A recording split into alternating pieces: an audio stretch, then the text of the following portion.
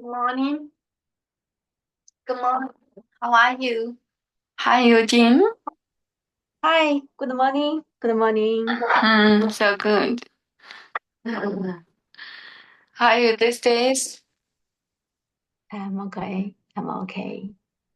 Thank You you. still, you still reciting the 10 wholesome days? Yes. Okay, good. 10 good deeds. 10 wholesome days. Okay, I will play it for you. Sutra of the Medicine Buddha.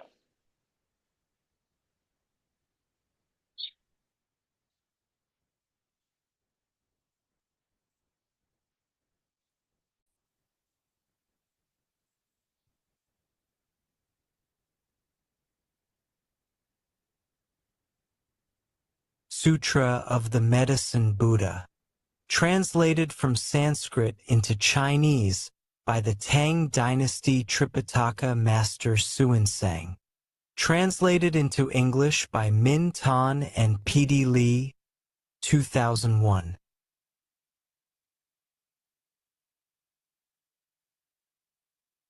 Edited in blue by Daisy Spirit and Enid Spirit, according to the instructions of the kind mentor Benny Spirit, of Buddha's Practice Incorporated in June 2024. Thus have I heard, once Buddha Sakyamuni, the world-honored one, was traveling throughout the various lands to teach and convert the people. When he arrives in Vaisali, he rested under the tree of music, accompanied by 8,000 great bhiksus. An immeasurably great assembly, including 36,000 great bodhisattvas as well as kings, great ministers, Brahmins, laymen and women, the 8 types of divinities and other human and non-human beings, gathered respectfully around the Buddha as he preached the Dharma. At that time, the Bodhisattva Manjusri, Prince of the Dharma, receiving the awesome spiritual power of the Buddha, rose from his seat, adjusted his robe to bare his shoulder and knelt on his right knee. He bowed deeply, and with palms joined, respectfully addressed the Buddha. World-honored one, may I please request you to explain the various names and titles, the great, past vows and the superlative virtues of the Buddhas, so that those who are listening to you will be freed of karmic obstructions, while in the future, sentient beings in the Dharma semblance age will also derive great benefit and joy. The Buddha praised the Bodhisattva Manjusri, saying, "Excellent, excellent, Manjusri, out of great compassion, you have urged me to explain the names and titles, merits and virtues and past vows of the Buddhas, in order to liberate those who are bound by karmic obstructions and bring benefits, peace and joy to all sentient beings in the Dharma semblance age. Now, listen attentively and reflect very carefully upon what I am about to say." The Bodhisattva Manjusri replied, "So be it, world-honored one. We will joyfully listen to whatever you wish to teach." The Buddha then said to the Bodhisattva Manjusri, "East of this world, past countless Buddha lands more numerous than the grains of sand in 10 Ganges rivers, there exists a world called pure lapis lazuli. The Buddha of that world is called the Medicine Buddha Lapis Lazuli Radiance Tathagata, Arhat, the perfectly enlightened, perfect in mind and deed, well gone, knower of the world, unsurpassed being, tamer, teacher of gods and men, Buddha, world-honored one." Manjusri, when the world-honored Medicine Buddha was treading the Bodhisattva path, he solemnly made 12 great vows to grant sentient beings whatever they desired. First great vow: I vow that in a future life, when I have attained supreme, perfect enlightenment, brilliant rays will shine forth from my body, illuminating infinite, countless boundless realms. This body will be adorned with the 32 marks of greatness and 80 auspicious characteristics. Furthermore, I will enable all sentient beings to become just like me. Second Great Vow. I vow that in a future life, when I have attained supreme enlightenment, my body, inside and out, will radiate far and wide the clarity and flawless purity of lapis lazuli. This body will be adorned with superlative virtues and dwell peacefully in the midst of a web of light more magnificent than the sun or moon. The light will awaken the minds of all beings dwelling in darkness, enabling them to engage in their pursuits according to their wishes. Third Great Vow. I vow that in a future life, when I have attained supreme enlightenment, I will, with infinite wisdom and skillful means, provide all sentient beings with an inexhaustible quantity of goods to meet their material needs. They will never want for anything. Fourth Great Vow. I vow that in a future life, when I have attained supreme enlightenment, I will set all who follow heretical ways upon the path to enlightenment. Likewise, I will set those who follow the Sravaka and Pratika Buddha ways onto the Mahayana path. Fifth Great Vow. I vow that in a future life, when I have attained supreme enlightenment, I will help all the countless sentient beings who cultivate the path of morality in accordance with my Dharma to observe the rules of conduct, precepts, to perfection, in conformity with the 3 root precepts. Even those guilty of disparaging or violating the precepts will regain their purity upon hearing my name and avoid descending upon the evil paths. Sixth Great Vow. I vow that in a future life, when I have attained supreme enlightenment, sentient beings with imperfect bodies, whose senses are deficient, who are ugly, stupid, blind, deaf, mute, crippled, hunchbacked, leprous, insane, or suffering from various other illnesses will, upon hearing my name, acquire well-formed bodies, endowed with intelligence, with all senses intact. They will be free of illness and suffering. Seventh Great Vow. I vow that in a future life, when I have attained supreme enlightenment, sentient beings afflicted with various illnesses, with no one to help them, nowhere to turn, no physicians, no medicine, no family, no home, who are destitute and miserable will, as soon as my name passes through their ears, be relieved of all their illnesses. With mind and body peaceful and contented, they will enjoy home, family, and property in abundance, and eventually realize unsurpassed supreme enlightenment. Eighth Great Vow. I vow that in a future life, when I have attained supreme enlightenment, those women who are extremely disgusted with the 100 afflictions that befall women and wish to abandon their female form, will, upon hearing my name, all be reborn as men. They will be endowed with characteristics of Buddhas and eventually realize unsurpassed supreme enlightenment. Ninth Great Vow.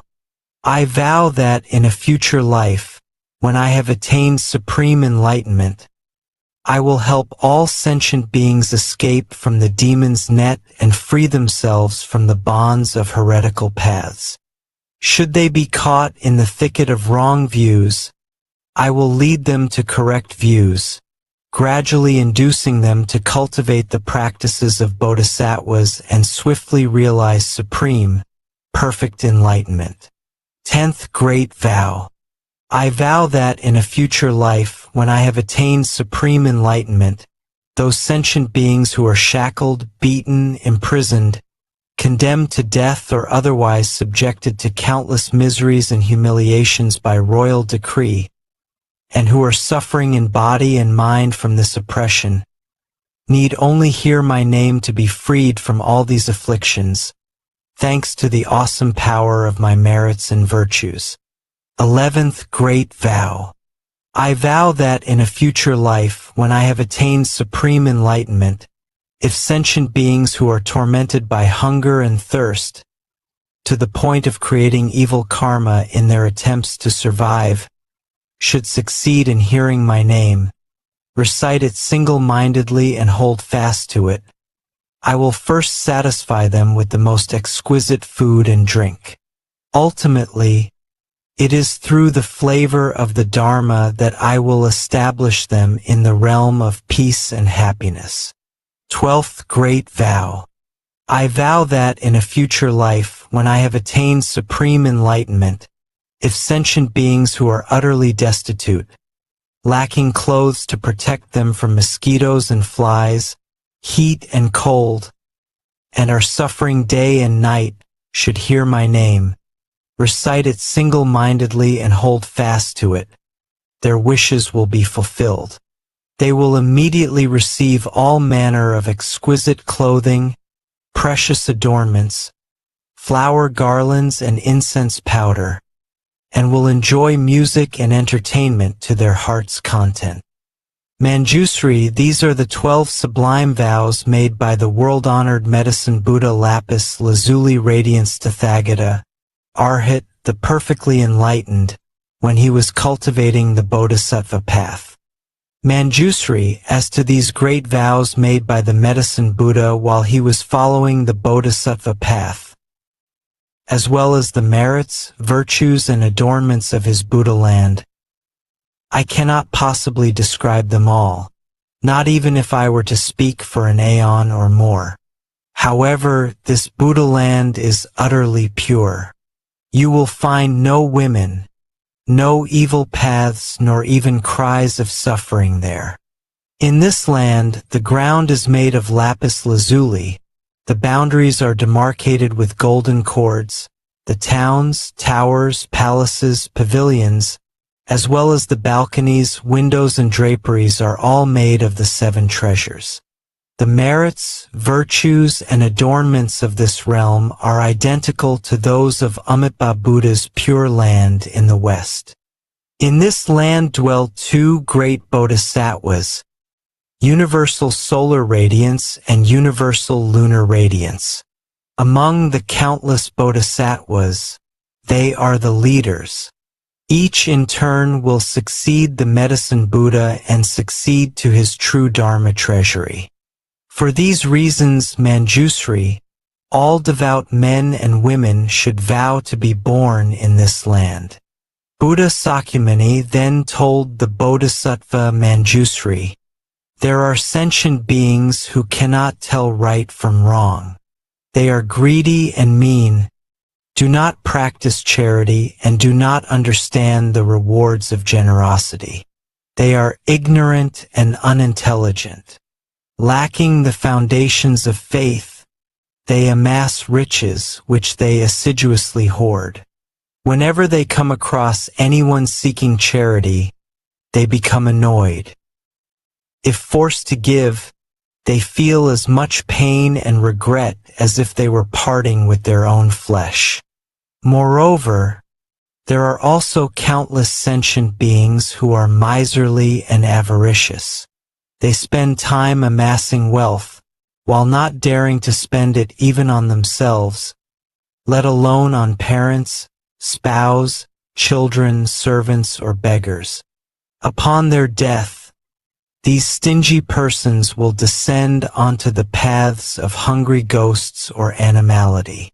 However, even though they may suffer such a fate, if in a previous existence in the human realm they happen to hear the name of the medicine Buddha, and now recall and recite his name even briefly, they will immediately vanish from the evil paths to be born once more among humans. However, they will remember their stay on the evil paths and, dreading their past suffering, will cease to wallow in worldly pleasures. They will gladly practice charity themselves, praise others who do so, and will no longer be stingy. Eventually, they will even be able to donate their head, eyes, limbs, blood, flesh, or other parts of their bodies to those who need them, not to mention mere material possessions. Moreover, Manjusri, there are sentient beings who have accepted the teachings of the Tathagata but have violated the precepts, moral rules, or they have not violated the precepts but have broken the regulations. Or else, while they have violated neither the precepts nor the regulations, they have disparaged right views. Or they have not disparaged right views but have abandoned extensive study of the Dharma and thus cannot explain the profound meaning of the sutras preached by the Buddha.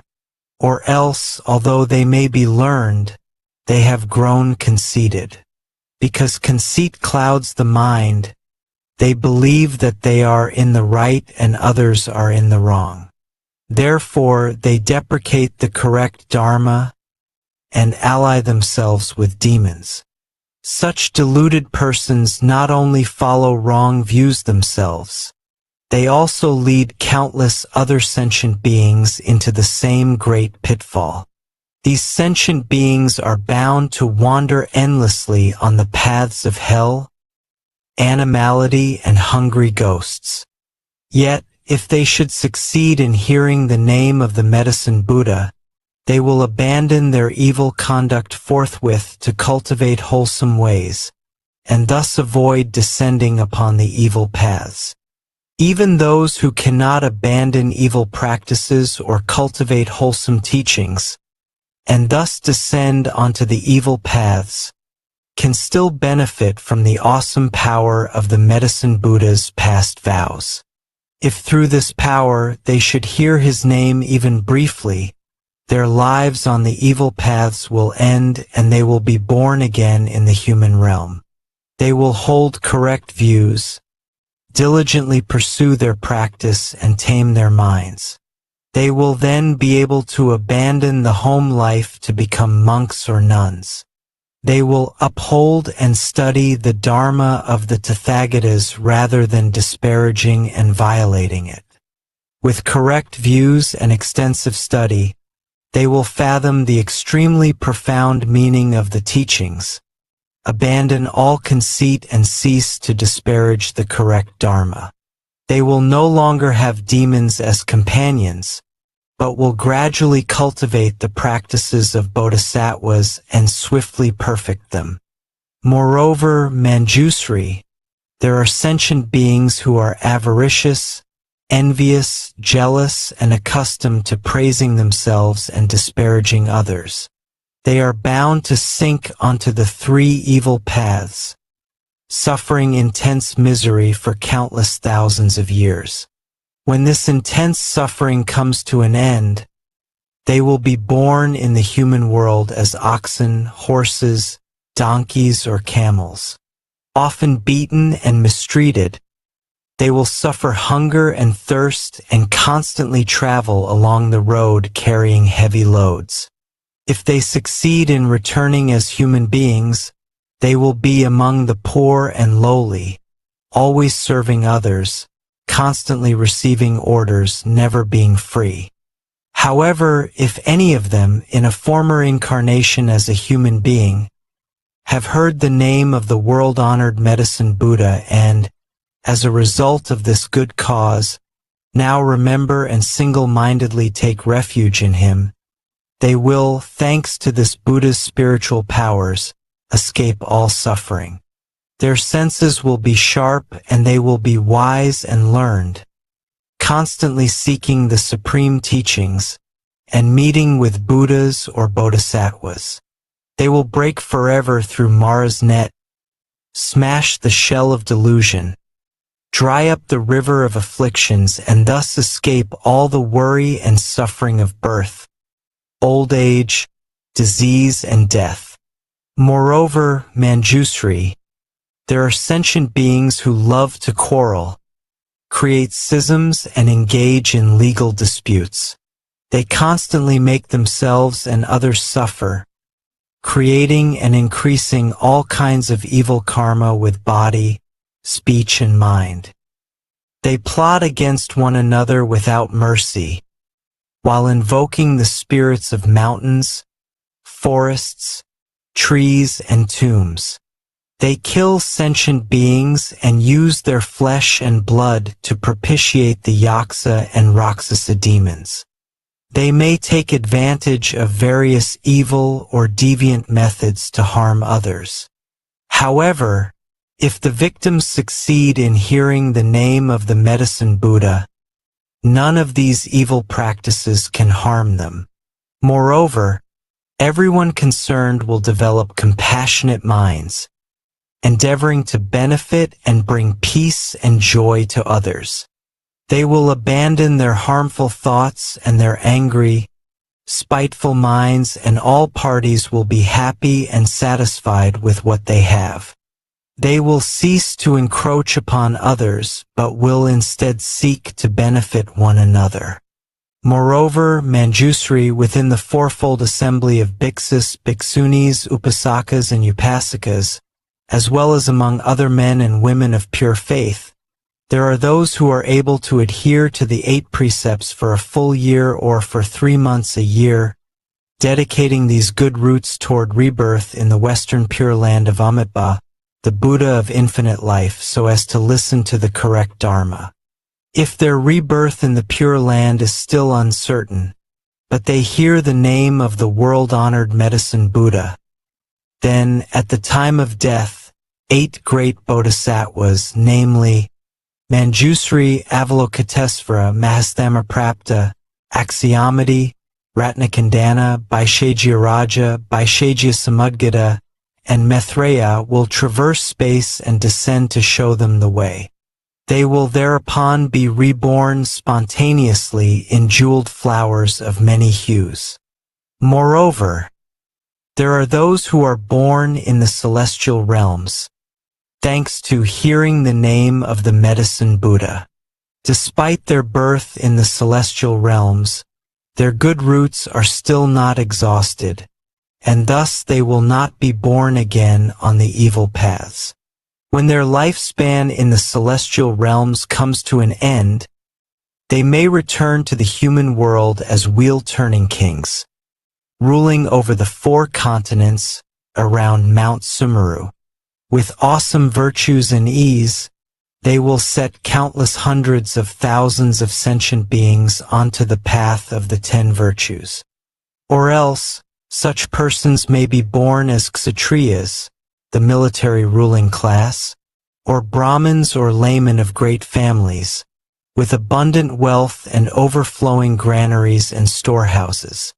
They will be endowed with noble features, numerous family members and retainers, as well as intelligence, wisdom, bravery, vigor, and the imposing demeanor of a great hero. Likewise, if there is any woman who hears and single-mindedly holds fast to the name of the Medicine Buddha, she will never again be born in female form. Manjusri, after the Medicine Buddha attained Supreme Enlightenment, he realized, by virtue of his past vows, that sentient beings endured various diseases. Some were the targets of black magic or various poisons, while others suffered short lives or untimely death. At that time, seeking to put an end to these miseries and fulfill the desires of sentient beings, he entered a samadhi called eliminating all the suffering and afflictions of sentient beings. Once he entered that samadhi, a brilliant light shone forth from his ana as he uttered a great dharani. Namo Bhagavate Vaishajaya Guru Vedurya Prabharjaya Tathagataya. Art hate Samyak Sambadhaya Tadayatha. Om Baishaji Baishaji Baishajya Samadgates Vaha. As soon as the Medicine Buddha, in his radiance, had uttered this dharani, the entire cosmos rumbled and shook.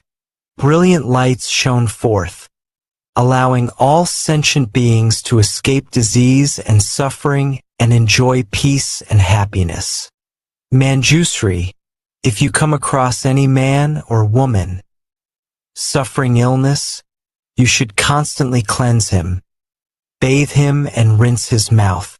You should single-mindedly recite this 108 times on his behalf, over his food, medicine, or water from which insects have been removed. Once he has consumed the food or drink, his illness and suffering will disappear. If the patient has a particular wish and single-mindedly recites this 30, his wish will be fulfilled. He will be free of disease, enjoy a longer life, and, at death, be born in the realm of the Medicine Buddha. He will then be beyond retrogression and eventually realize supreme enlightenment. Therefore, Manjusri, any man or woman who single-mindedly reveres and respectfully makes offerings to the Medicine Buddha should constantly recite this 30, never letting it out of his mind. Moreover, Manjusri, upon hearing the various names of the Medicine Buddha Lapis Lazuli Radiance Tathagata, Arhat, the perfectly enlightened, men and women of pure faith should recite and hold fast to this name. Each morning at dawn, having bathed themselves and cleaned their teeth, they should make offerings of fragrant flowers, incense, perfume, and various kinds of music before an image of this Buddha. Furthermore, they should copy this sutra or have others do so, as well as single-mindedly recite it and listen to explanations of its meaning. They should offer all the necessities of life to the Dharma masters who teach this sutra, making sure they lack nothing. In this way, devout men and women will be under the protection of the Buddhas. All their wishes will be fulfilled and they will eventually realize supreme enlightenment. The Bodhisattva Manjusri then respectfully addressed the Buddha, "O world-honored one, I vow that in the Dharma semblance age, I will use every skillful means to help men and women of pure faith hear the name of the world-honored Medicine Buddha. Even in their sleep, I will awaken their consciousness with the name of this Buddha. O world-honored one, if any devout person should read, recite and uphold this sutra or lecture upon it, explaining its meaning to others, or copy it or have others copy it, or if they should pay it the utmost reverence, adorning it with fragrant flowers, perfumes, incense powder and sticks, garlands, necklaces, banners, canopies, dance and music, and protecting it with precious, multicolored cloth, and if they should prepare a clean site, erect a high altar and place the sutra upon it, the 4 great celestial kings, their retinues as well as countless hundreds of thousands of other divinities, will thereupon proceed to this place to make offerings and guard this sutra. World-honored one, wherever this treasure of a sutra has spread and there are people capable of upholding it, you should know that, thanks to the Medicine Buddha's past vows, his virtues and the power of his name, the place will be free of untimely death. In that place, there will no longer be evil demons or spirits to sap the vital energy of the people. Even if there were, these devout men and women would recover, enjoying good health and peace of mind. The Buddha then spoke to Manjusri, so be it, Manjusri. It is just as you say. If men and women of pure faith wish to make offerings to the world-honored Medicine Buddha, they should first make an image of this Buddha, and then place it upon a pure, clean altar. They should scatter all kinds of flowers, burn all varieties of incense, and adorn the place with banners and pennants. For 7 days and nights they should adhere to the 8 precepts, consume only pure food, bathe and perfume themselves, put on clean, fresh clothing, and keep their mind undefiled, free of anger or malice. They should develop feelings of kindness, compassion, joy, and giving toward all sentient beings, while bringing them benefits, peace, and happiness.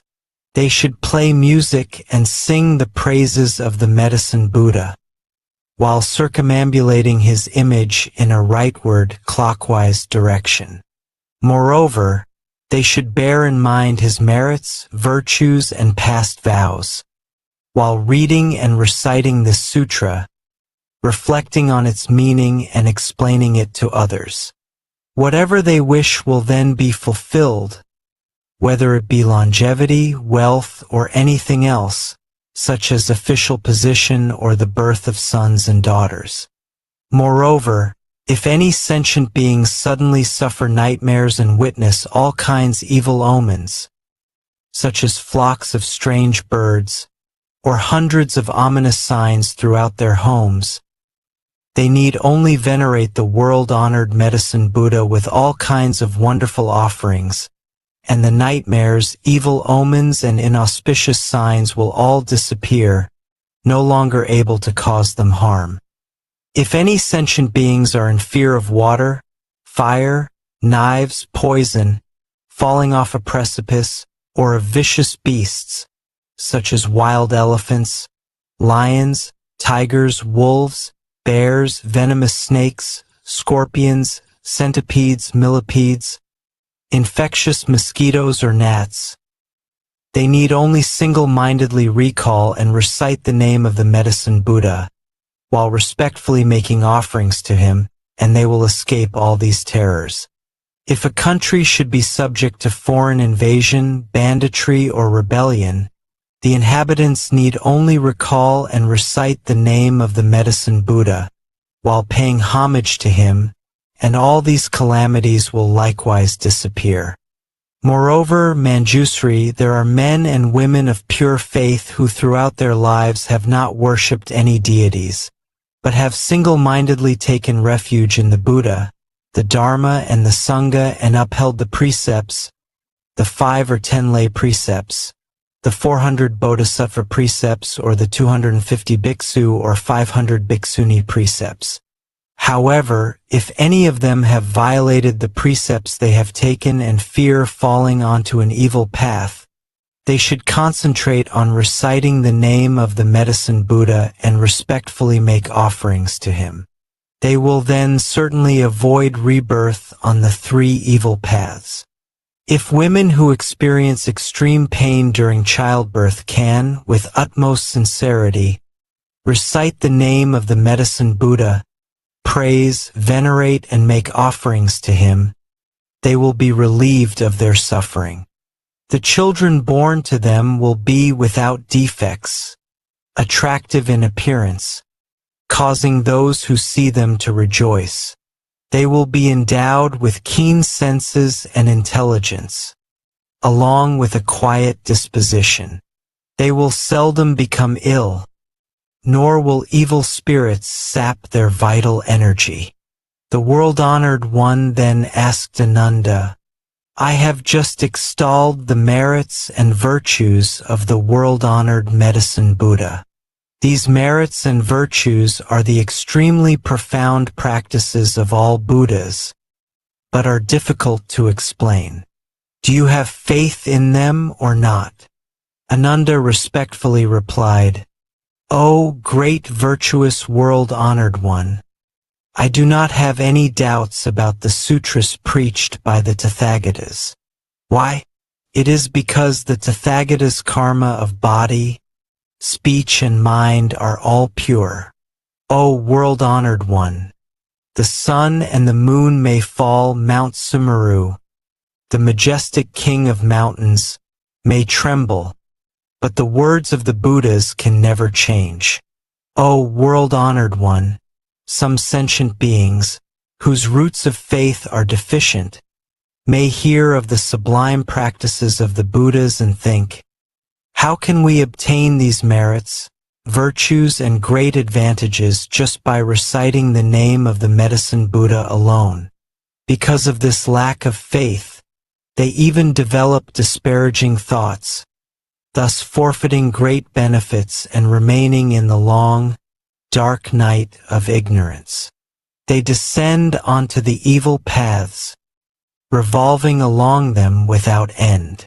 The Buddha then said to Ananda, "If these sentient beings should hear the name of the world-honored Medicine Buddha, single-mindedly recite and hold fast to it without harboring doubts, then it will be impossible for them to sink onto the evil paths." O Ananda, these extremely profound practices of the Buddhas are difficult to believe in, difficult to understand. Yet you are now able to accept them. You should realize that this is all due to the awesome power of the Tathagatas. O Ananda, even the Sravakas, Prataka Buddhas, and Bodhisattvas who have not reached the 10 grounds, stages, cannot understand and believe in this truth.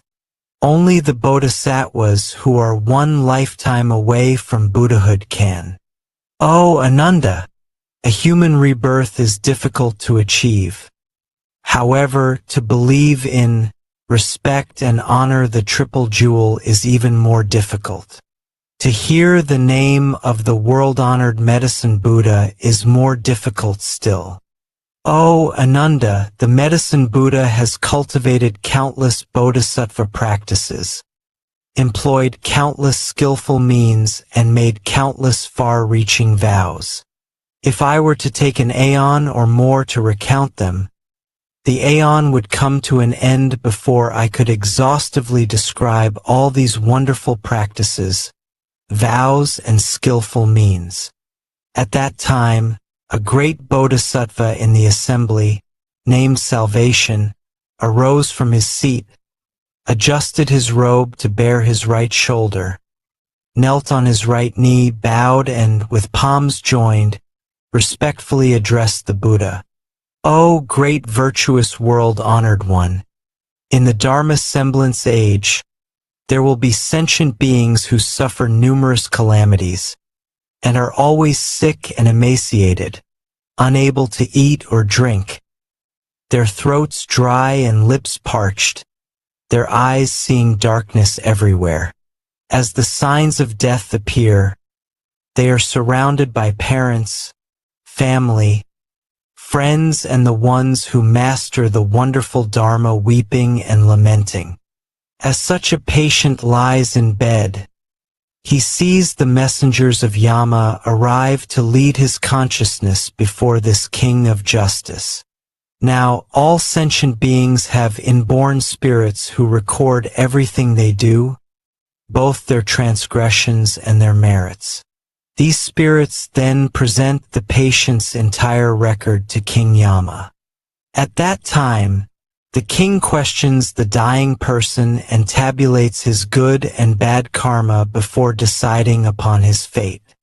If, at that point, the relatives and the ones who are proficient in wonderful dharma of the patient are able to take refuge in the world-honored Medicine Buddha on his behalf, invite monks and nuns to recite this sutra, light 7-tiered lamps, and hang multicolored longevity banners, his consciousness may return then and there, and he will see himself clearly as though in a dream. Or else, after 7, 21, 35, or 49 days, when his consciousness returns, as if awakening from a dream, he will recall his good and bad karma and the consequences thereof. Having personally witnessed the consequences of karma, he will never again create evil karma, even if his life is in danger. Therefore, men and women of pure faith should uphold the name of the Medicine Buddha, venerate and make offerings to him according to their means. Ananda then asked the Bodhisattva Salvation, "Good man, how should we venerate and make offerings to the world-honored Medicine Buddha, and how should we make the longevity penance and lamps?" The Bodhisattva Salvation replied, "Virtuous one, in order to help the patient recover, you should adhere to the 8 precepts for 7 days and 7 nights, make offerings of food, drink, and other necessities to a group of monks and nuns in accordance with your means, pay homage and respectfully make offerings to the world-honored Medicine Buddha 6 times a day and recite this sutra 49 times. You should light 49 lamps, make 7 images of the Medicine Buddha and place 7 lamps, each as large as a cartwheel, before each image, letting them burn continuously for 49 days and nights. You should also make multicolored banners, 49 hand lengths long. Furthermore, you should release 49 species of animals, thus sparing their lives. The patient may then escape danger and will not be under the sway of evil demons, nor subject to untimely death. Moreover, Ananda, when the anointed Kshatriya kings find themselves beset by calamities, such as epidemics, foreign invasion, internal insurrection, an adverse alignment of the stars, an eclipse of the sun or the moon, unseasonable storms, or a failure of the monsoons, they should develop compassionate feelings toward all sentient beings. They should also pardon prisoners and make offerings to the world-honored Medicine Buddha in accordance with the rites described earlier. Thanks to these good roots and the power of the Medicine Buddha's past vows, peace and stability will immediately return to the affected countries. The rains and winds will be favorable. Crops will be ripe on time and everyone will be healthy and happy. The country will be free of evil yakshas out to harm the populace. All the evil omens will immediately disappear, and these anointed Kshatriya kings will enjoy greater longevity and vitality, finer appearance as well as greater health and freedom than ever before. O Ananda, the queens, consorts, princesses, royal heirs, great ministers, court ladies, officials or commoners who suffer disease and other misfortunes should also make offerings to the Medicine Buddha. They should make multicolored longevity banners, light lamps, ensuring that they burn continuously, liberate all kinds of animals, scatter flowers of various colors, and burn various kinds of incense renowned for their fragrance. They will then recover from disease and escape misfortune. Ananda then asked the Bodhisattva salvation, "Good man, how can an expiring lifespan be lengthened?" The Bodhisattva salvation replied, "Virtuous one, did you not hear the Tathagata explain the 9 forms of untimely death?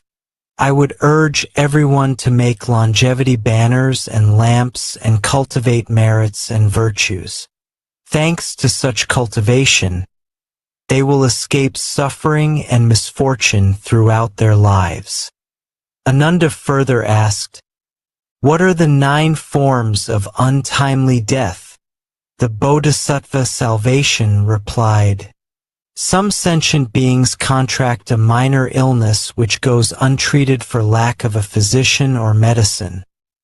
Or else, even though there is a physician, he prescribes the wrong medicine, causing premature death. Or, the patients, believing the false pronouncements of earthly demons, heretics, or practitioners of black magic, may panic, unable to calm their minds. They may then engage in divination or perform animal sacrifices in order to propitiate the spirits, praying for blessings and longevity, all in vain. Through ignorance, confusion, and reliance on wrong, inverted views, they meet with untimely death and sink into the hells, with no end in sight. This is the first form of untimely death. The second form is execution by royal decree. The third is losing one's vitality to the demons through hunting, gambling, debauchery, drunkenness, or extreme dissipation. The fourth is death by fire. The fifth is death by drowning. The sixth is being devoured by wild animals. The seventh is falling off a mountain or a cliff. The eighth is death by poison, incantations, evil mantras, or demons raised from the dead. The ninth is from hunger or thirst, for lack of food and water. These are the 9 forms of untimely death mentioned by the Tathagatas. There are also countless other forms which are too numerous to describe. Moreover, Ananda, King Yama is responsible for keeping the karmic register of everyone in the world. If sentient beings have been unfilial, committed the 5 cardinal sins, disparaged the triple jewel, broken the laws of the land, or violated the major precepts, King Yama will mete out punishment according to the infraction. Therefore, I urge sentient beings to light lamps, make banners, liberate animals, and cultivate merits in order to avoid suffering and misfortune. At that time, there were 12 powerful Yaksa generals in the great assembly named Kambira, Vajra, Mahira, Andira, Anila, Sundila, Indra, Padra, Makura, Sindura, Katura, and Vikarala. Each was accompanied by a retinue of 7,000 yaksas. They all raised their voices in unison and said respectfully to the Buddha, "O world-honored one, today, thanks to the Buddha's awesome power, we have succeeded in hearing the name of the Medicine Buddha and no longer fear descending onto the evil paths. Together, with one mind, we take refuge in the Buddha, the Dharma, and the Sangha for the rest of our lives and pledge to support all sentient beings, bringing them genuine benefits and joy.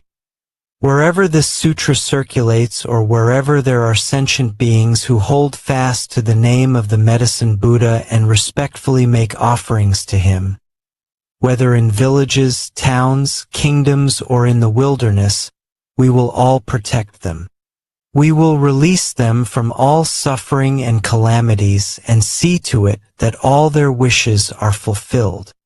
Sentient beings afflicted by disease or calamity and wishing to escape should also read or recite this sutra. They should knot our names with multicolored strands, untying them when their wishes are fulfilled." Thereupon, Buddha Sakyamuni praised the great Yaksa generals with these words, good indeed, great Yaksa generals. Those of you who wish to repay the benevolence and the virtues of the world-honored Medicine Buddha should always benefit and bring joy to all sentient beings in this way." Ananda then asked the Buddha, "World-honored one, what should we call this teaching, and how should we adhere to it and put it into practice?" Buddha Sakyamuni replied to Ananda, "This teaching is called the past vows, merits, and virtues of the Medicine Buddha, or the Dharni of the vows of the 12 Yaksa generals to benefit sentient beings or eradicating of all karmic obstacles. You should uphold it as such."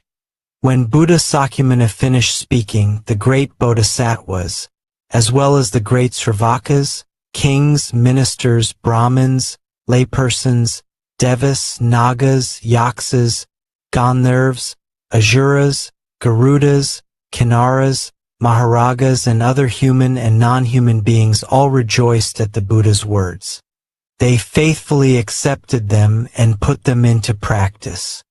Sutra of the Medicine Buddha Lapis Lazuli Radiance Tathagata, his past vows, merits, and virtues. Homage to the Medicine Buddha's great assembly of Buddhas and Bodhisattvas.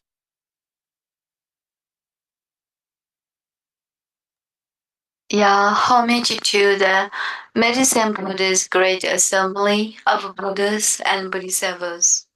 Homage to our fundamental teacher, Shakyamuni Buddha. Homage to our kind mentor, Benny. And thank you so much for your time, Ellie and Jing. Catch you up tomorrow and have a wonderful day.